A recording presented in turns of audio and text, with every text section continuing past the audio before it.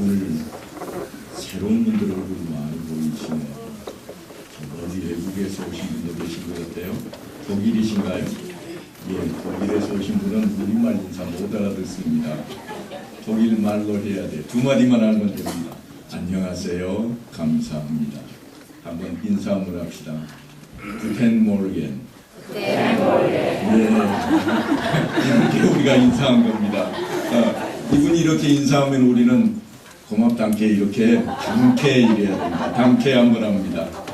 예, 그렇습니다. 예.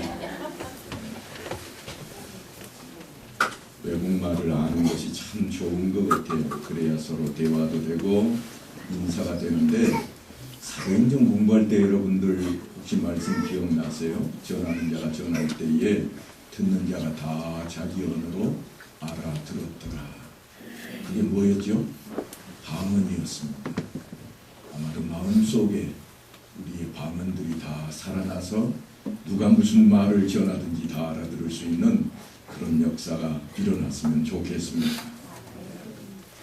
성경책은 우리가 한 권으로 되어 있는 것처럼 보입니다만 사실은 66권이 하나로 뭉쳐져 있습니다.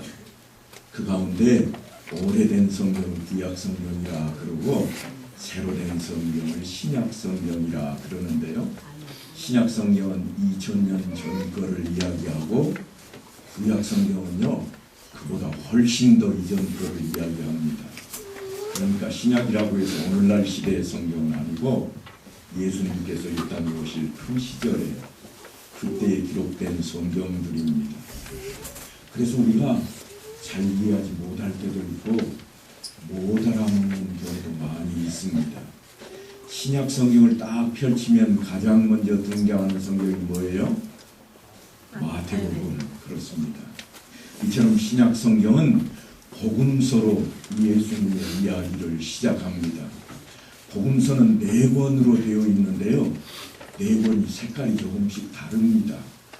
그래서 앞쪽에 있는 3권을 뭐라고 그러는가 하면 공관복음이라 그럽니다. 왜 공관복음이라고 그러는가 하면 동일한 관점에서 쓰여졌다. 그런데 동일한 관점이 뭘까요? 쉽게 말하면 인간으로 세상에 오신 예수님의 생애를 기록해 놓은 것을 공관복음이라 그럽니다. 예수님도 사람이었네. 이게 공관복음입니다. 마태라고 하는 사람은 예수님께서 메시아요 또한 왕이시라는 것을 구약 성경에 예언되었던 구절들을 통해서 예수님께 적용되고 있는 것으로 나타내고 있습니다. 또 마가는 이 세상에 종의 모습으로 오신 예수님, 섬기고자 하시는 그러한 예수님의 모습을 자기 백성의 구원을 위해 쉼없이 일하시는 생생한 활동에 초점을 맞추어서 기록해 놓았습니다. 그리고 누가는 사람의 아들로 오신 예수님에 대해서 복음을 펼쳐나갑니다. 무슨 말씀인가 하면 역사 속에 오신 예수님, 허구가 아니라 신화가 아니라 실제 역사 속에 예수님이 오셨다고 하는 겁니다. 그러니까 우리말로 좋게 편하게 표현을 하자면 이렇습니다. 한번 따라서 합니다. 예수님은 역사다. 예수님은 역사다. 예수님은 역사입니다.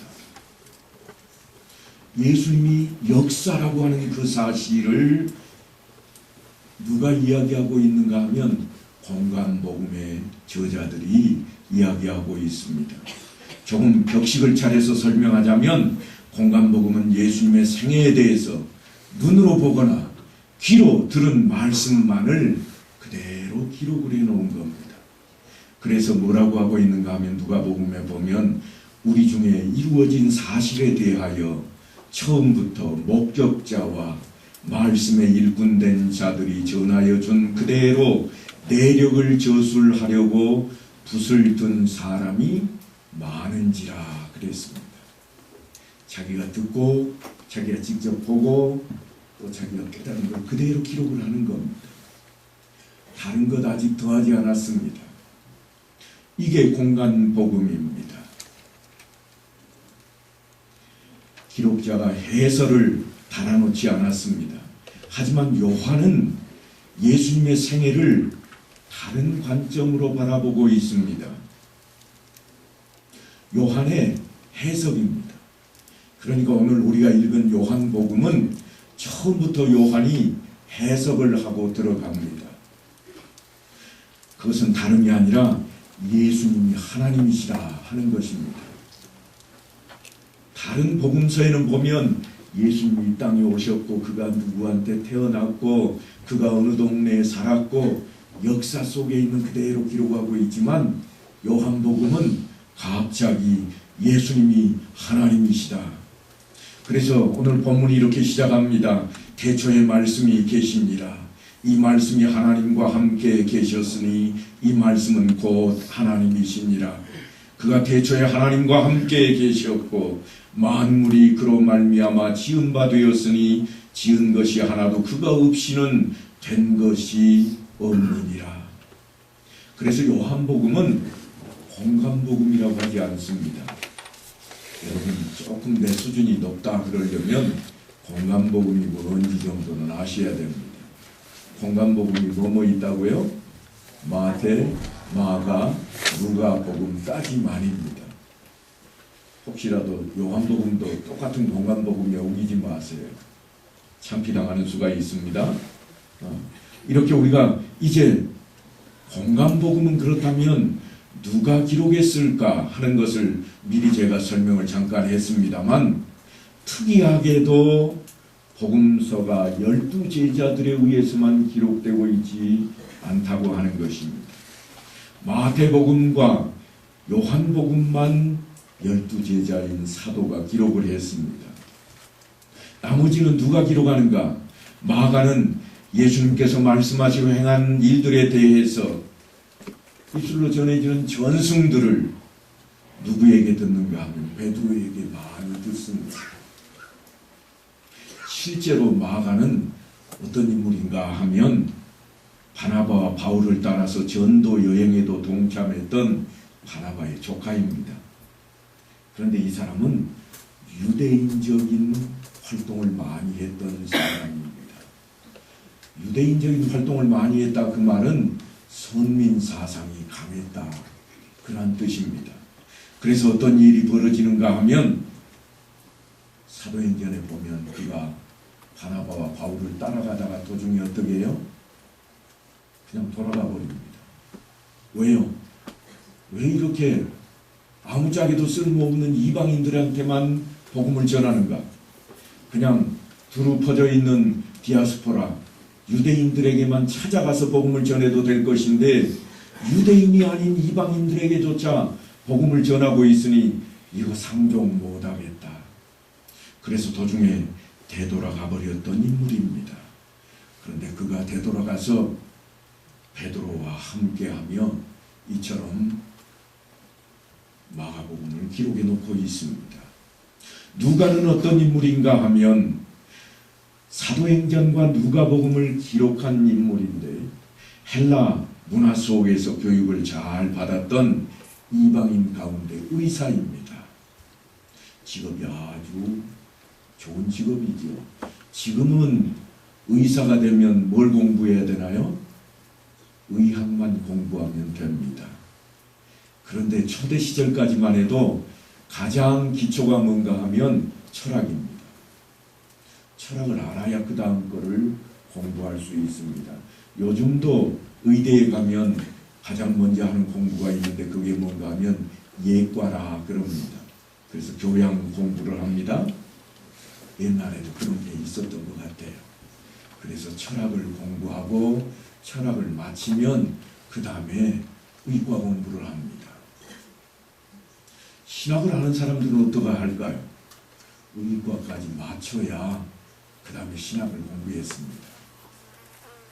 공부하는 기간이 길었겠어요? 짧았겠어요? 깁니다. 공부하는 게 길어지니까 뭐가 많아져요? 지식이 많아집니다. 그래서 누가복음을 보면 상당히 지식인들에 대한 이야기들이 많이 등장을 합니다. 이 사람은 사도 바울의 제자이면서 동역자가 되어서 두 번째 전도 여행부터 마지막까지 함께 로마에 투옥될 때까지도 동행했던 그러한 인물입니다. 성경은 바울과 실라라 하는 표현을 쓰고 있어서 별로 두각을 나타내지 못한 인물이지만 성경을 기록해서 남길 정도로 대단한 신앙을 가졌던 인물이 다른 바 아닌 누가였습니다. 다른 사람들은 모두 바울을 떠나갔지만 바울이 하는 말이 누구만 남아있다고 그러죠? 누가만 나와 함께 있느니라. 그런 표현을 쓸 정도입니다. 이제 저는 오늘부터 홍감복음이 아닌 요한의 예수님 이야기를 펼쳐보고자 합니다. 요한복음은 복음서 가운데 가장 나중에 기록된 책입니다. 요한은 제자들 가운데에서 예수님께 가장 사랑을 많이 받았던 인물입니다. 그래서 요한을 부를 때 사랑의 제자라 그런 표현까지도 쓰기도 합니다. 반모섬에 유배되는 혹독한 박해를 받기는 했지만 다른 제자들이 다 순교당하는 동안 그거나 달리 백발이 성성한 98세가 넘도록 천수를 누렸던 인물입니다. 예수님께서는 십자가에서 숨을 거두시기 전에 마지막으로 어머니 마리아와 요한을 부릅니다. 그리고 요한에게 이렇게 부탁합니다. 예수께서 자기의 어머니와 사랑하시는 제자가 곁에 서 있는 것을 보시고 자기 어머니께 말씀하시되 여자여 보소서 아들이니이다 하시고 또 그 제자에게 이르시되 보라 내 어머니라 하신대 그때부터 그 제자가 자기 집에 모십니다. 그러니까 마리아를 예수님이 돌아가시고 난 뒤에 누가 모셨는가 하면 요한이 늘 어머니처럼 모신 겁니다. 이때부터 요한은 마리아를 어머니로 모셨고 후일 에베소로 옮겨 지내다가 하나님의 부르심을 받았습니다. 지금도 에베소 유적지 언덕 위에는 요한이 어머니를 모셨던 장소와 그 장소에 있는 집터 그리고 마리아 교회가 있습니다. 저도 마리아 교회에 들렸던 적이 있는데요. 거기에 가면 목사님들이 다 한번 해보고 싶은 게 하나 있습니다. 그게 뭔가 하면 돌로 된 강대상 앞에 서서 손을 번쩍 드는 거예요. 그거 다 해보고 싶은가 봐요. 그 사진들도 다 찍고 그렇게 나도 요한이 섰던 자리 마리아가 세운 교회에서 함께 예배드렸다는 그런 기념들을 많이들 합니다. 그리고 저 멀리 아래 언덕 아래쪽에는 요한이 숨질 때 성도들과 함께 했던 요한의 무덤 위에 세운 기념교회가 있습니다. 요한 기념교회터는 마치 커다란 성과 같은 모습입니다. 요한복음은 바로 그곳 예배소에서 기록이 된 책입니다. 예수님으로부터 특별한 사랑을 받았던 요한은 다른 제자들보다는 훨씬 다정다감한 예수님의 기억들이 있습니다. 이제는 예수님께서 부활하시고 승천하신 지도 꽤나 많은 시간이 흘러버렸습니다. 그동안 요한은 주님을 생각하며 말씀을 묵상하고 왜 주님께서 그런 말씀을 하셨었는지 왜 그런 행동을 하셨는지 생각하며 하나하나 깨달아가고 있습니다. 그래서 요한이 이 복음서를 쓰기 위해 처음 펜을 들었을 그 현장을 우리는 한 번쯤 떠올려 보아야만 합니다. 격변의 역사를 온몸으로 겪었던 그러한 사람들이 있습니다. 개인 차원이 아니라 숨겨진 역사 자료로 기록으로 남겨야 하지만 지나온 시간들의 무게가 너무나 무거워 차마 꺼내놓지 못한 그러한 일들이 있습니다. 우리에게 아마 5.18이라고 하는 것은 마음속에 그렇게 남아있을 겁니다. 5.18 때에 광주에 머물렀던 젊은이 아니 광주에 머물렀던 사람이라면 누구라도 다 이렇게 한마디씩 합니다. 내가 죽을 때까지 다 이야기를 해도 그때 이야기는 다 할 수 없을 것 같다. 아마 요한이 그랬을 겁니다. 요한이 예수님과 함께 했던 그 시절 이야기는 그와 같았을 겁니다. 마음속에 사무치고 생각나고 또 생각나는 것이어서 온몸으로 직접 예수님을 체험하고 겪었던 그러한 사람으로서, 다시 말하자면 3년 동안이나 한솥밥을 먹었고 한 지붕 아래에서 같이 동거동락을 했습니다. 얼마나 많은 기적 같은 일들을 만났고 숱한 사건 속에 얼마나 주옥 같은 주님의 가르치심을 받아왔겠습니까? 그래서 가는 곳마다 만나는 사람마다 자신이 경험하고 함께했던 예수님 이야기를 늘어놓았습니다. 예수님에 대해서 전하는 것이 전부였습니다. 그러면서 하나 둘씩 깨닫기 시작했습니다.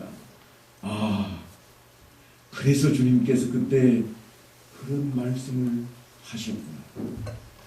피곤하고 지쳐서 잠시 쉬다가도, 줄인 배를 움켜쥐고 음식을 찾다가도, 목이 말라 물을 마시다가도 불현듯이 아, 그 말씀이 이런 뜻이로구나 그랬을 겁니다.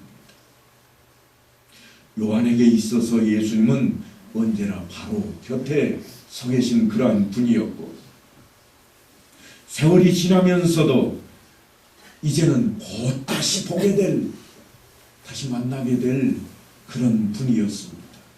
가까운 미래였습니다.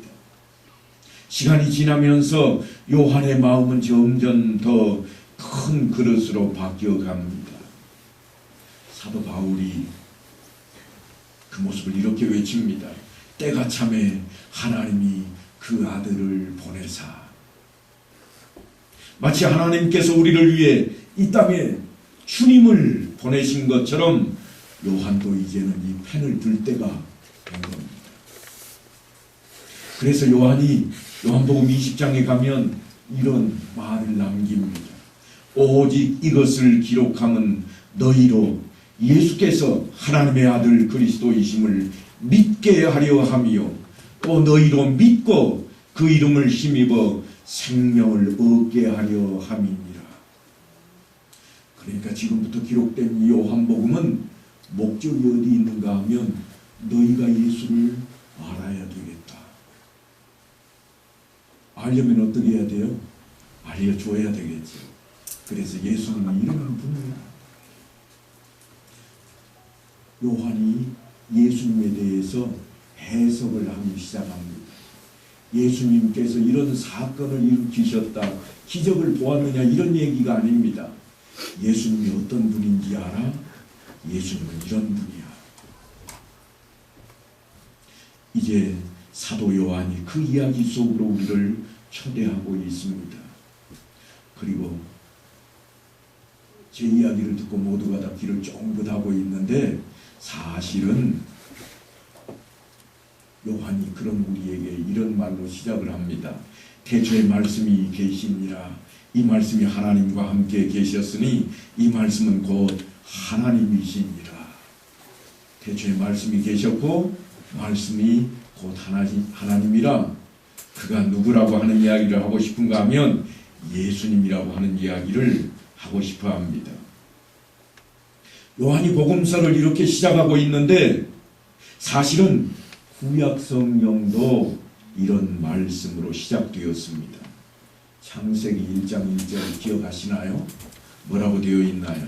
태초에 하나님이 천지를 창조하시니라.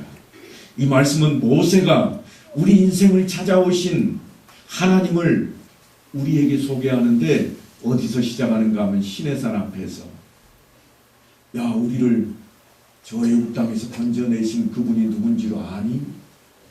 이런 분이야. 그래서 모세가 하나님에 대한 이야기를 시작할 때 맨 처음 말문을 연 게 뭔가 하면 태초에 하나님이 천지를 창조하십니다. 하나님을 우리가 가장 먼저 창조주로 인식하기를 원했던 겁니다. 이게 모세가 이스라엘 백성들에게 가장 먼저 하고 싶었던 이야기였습니다.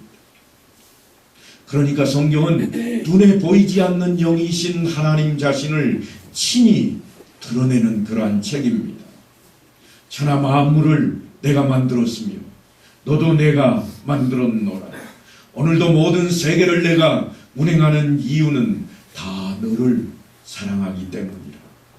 그러니 너도 오직 나만을 사랑하라. 나의 사랑을 허락하라. 그래야 살 수 있느니라. 제가 언젠가 사랑에 대해서 이야기했잖아요. 사랑은 몇 등 해야 돼요? 예? 1등 해야 되나요? 아니 10등 안에 들면 잘하는 건데 전국에서 10등 안에만 들면 잘하는 거잖아요.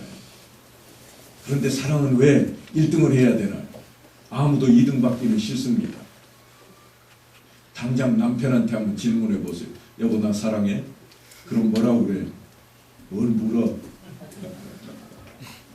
그건 물어볼 이야기가 아니라는 거예요. 왜냐하면 사랑에는 2등이 없습니다. 내가 전국에서 2번째로 당신 사랑해 그러면 좋아할 여성이 어디 있겠어요? 첫 번째한테 가고 발로 뻥 차버려야 돼요. 이 사랑 이야기를 지금 누가 하는가 하면 하나님이 하는 거예요. 하나님이 우리를 향해서 네가 나를 사랑하느냐 그 말은 2번째로 사랑하는 거 싫다는 거. 우리는 늘 그러잖아요. 하나님은 긍휼도 있으시고 자비도 많으시는데 왜 내가 다른 것보다 하나님 조금 늦게 사랑한다고 싫어하실까? 아니요, 하나님은 오직 하나님 사랑입니다. 오직 사랑이에요. 그래서 다른 것보다 먼저 우선순위가 1순위가 되어야 됩니다. 이게 하나님 사랑입니다. 예배 드리는 일이 까짓것 뭐 한 번 빠지면 어떠냐고요?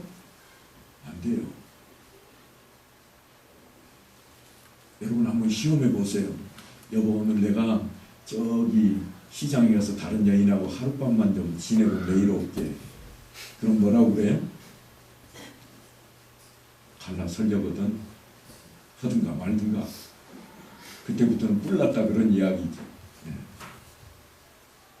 여러분이 하나님을 향한 예배를 놓고 다른 일에 신경을 쓰기 시작하면 누가 뿔나는가 하면 하나님이 뿔나는 거예요. 그 이야기를 지금 모세가 했고 요한이 동일하게 시작하고 있습니다. 오늘도 세상은 하나님의 섭리에 따라 움직이고 있습니다. 그 섭리를 기록한 성경은 하나님을 만나고 하나님의 살아계심을 인정하고 하나님의 뜻대로 살고자 했던 사람들의 이야기입니다. 그걸 기록해 놓은 책입니다. 아브라함은 모리아산 정상에서 모든 것을 미리 예비하신 여호와 이레 하나님을 만났습니다. 야곱은 야복강 가에서 하나님의 사람과 씨름하며 분이엘에 하나님의 얼굴을 마주 대합니다. 또 모세는 시내산에서 불타는 떨기나무 안에 스스로 계시는 하나님을 만납니다. 여호와의 사자가 떨기나무 가운데로부터 나오는 불꽃 안에서 그에게 나타나십니다. 그가 보니 떨기나무에 불이 붙었으나 그 떨기나무가 사라지지 아니하는지라. 그래서 모세가 신기하게 여기고 가까이 가려고 합니다. 그러자 하나님께서 모세 앞에 드디어 나타나십니다. 그리고 하나님이 모세에게 이르시되 나는 스스로 있는 자니라. 이게 출애굽기 3장에 있는 말씀입니다. 이제 우리도 그 하나님을 만나야 되겠습니다. 그 하나님을 만나지 못하니까 하나님이 그렇대. 그래? 그러면 한번 만나나 볼까 하는 마음으로 주일도 한 번쯤 빠져도 보고 하나님의 일보다는 다른 일이 먼저라는 생각을 하게 되는 겁니다. 그래서 우리 입에 달고 사는 게 목구멍이 포도청이 되어버렸고 바쁘다 바빠가 달려나오게 되어버렸습니다. 세상 사람들이 한국 사람을 만나면 가장 먼저 하는 말이 뭔가 하면 빨리빨리. 다들 그렇게 하대요. 외국에서 온 사람이 첫 인사가 안녕하세요가 아니라 빨리빨리. 왜 그럴까요? 우리가 그렇게 행동을 하고 있기 때문입니다. 그런데 그 빨리빨리가 하나님께로 향하지 않고 엉뚱한 데로 향하면 급속도로 순식간에 날아가버립니다. 그래서 우리나라에 이단이 많습니다. 이단이 활개를 칩니다. 다른 나라에서는 이단이 들어가도 뜨뜻미지근하게 천천히 가는데 우리는 신속하게 가버린다고 하는 겁니다. 창세기에 보면 하나님이 이르시되 빛이 있으라 하시니 빛이 있었고, 요한은 그 이야기를 이렇게 오늘 본문에서 풀어나갑니다. 본문 3절에 있는 말씀인데요. 만물이 그로 말미암아 지은 바 되었으니 지은 것이 하나도 그가 없이는 된 것이 없느니라. 하나님은 말씀으로 존재하셨고 말씀으로 모든 것을 운행하셨으며 말씀으로 오늘도 우리와 함께 하십니다. 창세기를 읽으실 때 여러분이 주위에서 1장과 2장을 보시면 이렇게 되었습니다. 하나님이 말씀하시는, 말씀하신 대로 이루어지는 것을 대할 수 있습니다. 요한은 그 부분을 해석하기를 그 말씀이 예수님이라. 그래서 예수에 대해서 해석을 하고 자신의 신앙을 드러내고 있는 겁니다. 하나님께서 천지를 창조하실 때에 그 땅이 혼돈하고 공허하며 흑암이 깊음 위에 있고 하나님의 영은 수면 위에 운행하시니라 그랬습니다. 하나님이 천지를 창조하실 때 이미 주님께서는 말씀으로 함께 하셨습니다. 그래서 요한이 하는 말이 태초에 말씀이 계시니라. 이 말씀이 하나님과 함께 계셨으니 이 말씀은 곧 하나님이시니라. 요한은 예수님과 함께 했던 시간들을 회상하면서 하나님의 마음을 알게 되었고 예수님의 말씀하신 내용들을 묵상하며 하나님께서 의도하신 하나님의 깊으신 뜻을 깨닫게 되었습니다. 그 뜻이 무엇일까? 후일 바울 사도는 이렇게 표현합니다. 항상 기도하라. 또 뭐죠? 쉬지 말고 기도하라. 이어서요? 범사에 감사하라. 그리고 뒤에다 단서를 붙였습니다. 이것이 그리스도 안에서 너희를 향하신 누구의 뜻이에요? 하나님의 뜻입니다. 지금 요한이 그 하나님의 뜻에 대한 이야기입니다. 하나님 앞에 코람데오라는 그 용어 앞에 서 있을 때 우리가 어떤 모습이어야 되는가? 그래서 예수님 안에 생명이 있고 생명의 근원이 되신다는 이야기로 이어갑니다. 오늘 본문 4절에는 이렇게 되어 있습니다. 그 안에 생명이 있었으니 이 생명은 사람들의 빛이라. 그 안에 생명이 있었다. 누구 안에요? 그리스도 예수 안에 생명이 있었는데 이 생명은 사람들의 빛이라. 모든 생명의 시작이 예수님의 손에 있습니다. 그래서 예수님께서 자신을 소개할 때 뭐라고 소개하는가 하면 소개서를 보면 이렇게 나옵니다. 내가 곧 길이요 진리요 생명이니 나로 말미암지 않고는 아버지께로 올 자가 없느니라. 제가 성지순례를 가면서 그리스에 있는 메테오라는 곳을 다녀온 적이 있습니다. 메테오라가 어떤 곳인가 하면 산속인데 화산 활동으로 인해서 바위가 높이 삐쭉삐쭉 솟아있는 그러한 동네입니다. 그런데 그 산 꼭대기마다 묘하게도 수도원이 다 지어져 있습니다. 그리고 그 꼭대기에 수도사들이 다 살고 있습니다. 요즘은 관광지가 되어서 거기에 불도 높기도 하고 또는 엘리베이터까지 있는 곳도 있다고 그럽니다. 하지만 포스칼에는 아직도 옛날 방식을 그대로 가지고 있는 곳이 있습니다. 아슬아슬한 벼랑 꼭대기에 아주 오래된 수도원이 자리 잡고 있는데 그처럼 높은 곳에 위치한 장소를 방문하는 사람들은 정말 놀랍도록 아름답고 장엄한 시골 풍경을 대하게 됩니다.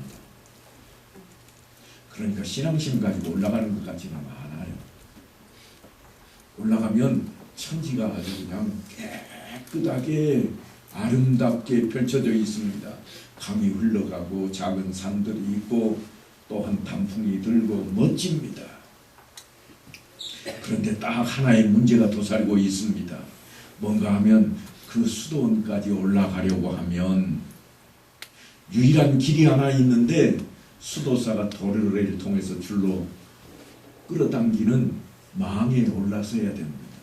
우리말로 망태기, 그 망태기에 딱 앉으면 수도사가 줄을 당깁니다. 줄을 당기면 이게 올라가는 거예요.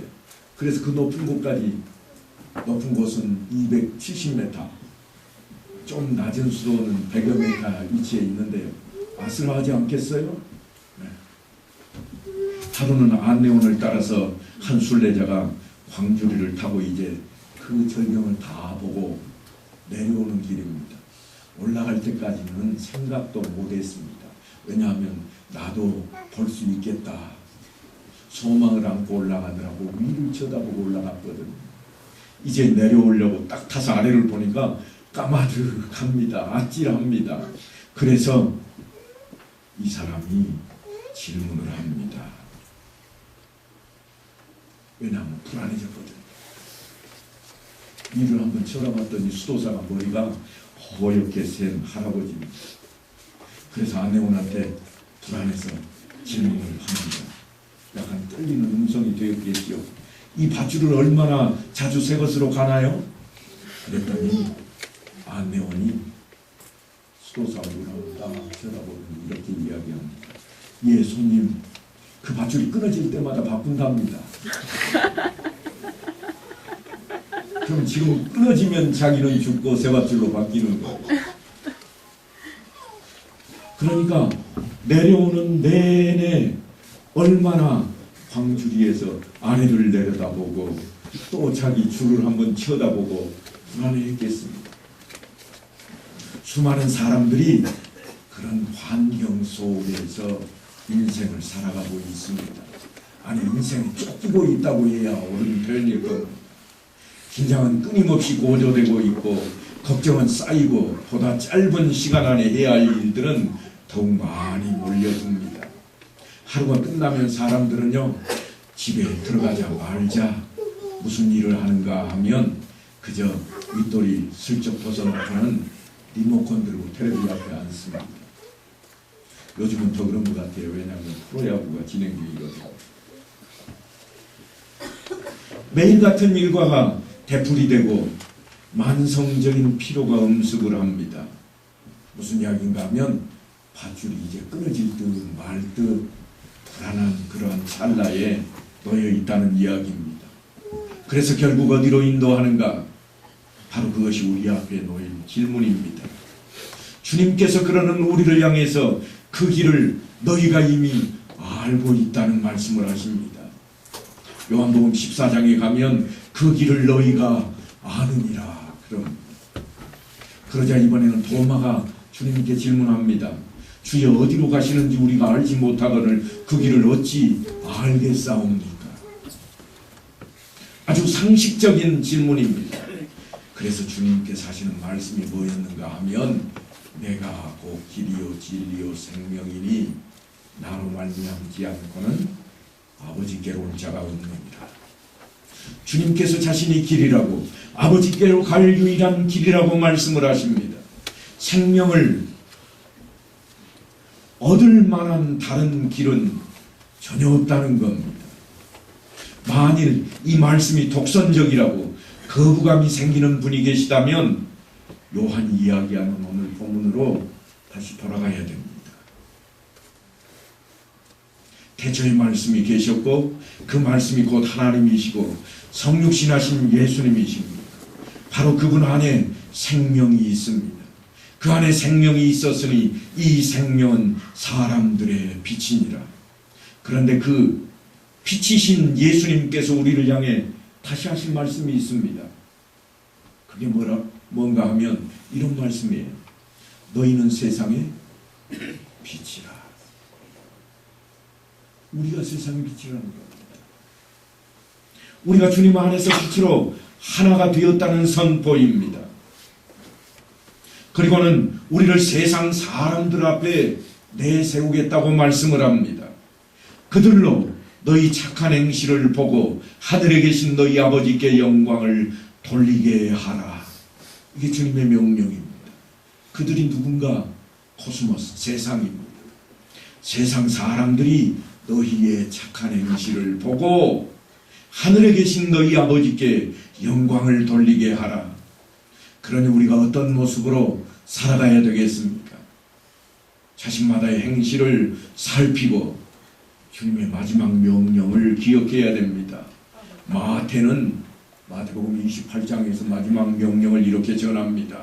너희에게 분부한 모든 것을 가르쳐 지키게 하라. 그러니까 우리가 해야 할 일은 분명해졌습니다. 스스로 착한 행실을 쫓아가는 것은 물론이요, 후손 대대로 가르치고 지키게 함으로써 주님의 말씀대로 살아가는 여러분들 다 되시기를 간절히 축원합니다.